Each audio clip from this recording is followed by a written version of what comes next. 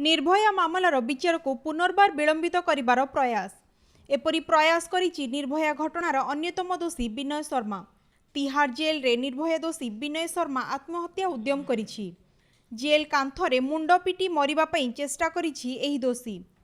मार्च 3 तारिख रे निर्भया दोषी माने फांसी खुंडरे झुलिबाकू जाउछंती।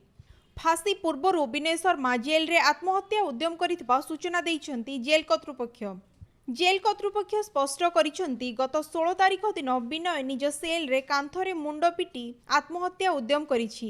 परे तांको तुरंत जेल चिकित्सालय रे चिकित्सा करा जाइछि। विनय सामान्य आहत होइतिबा जणा पड़िछि।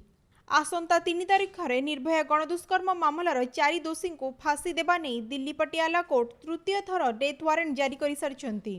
पूर्वरु निर्भया मामलार अन्यतम दोषी ड्राइवर राम सिंह आत्महत्या करि सारिछि। आगरु अनेक थर न्यायिक व्यवस्थार सहारा नहीं फांसी तारीख को घुंचाइबारे सफल होइचंती 4 निर्भया दोषी। घटना परे तिहाड़ जेल रे दोषी विनयर सुरक्षा बलय को बढ़ाई दिया जाइतिबा जेल सूत्ररु प्रकाश।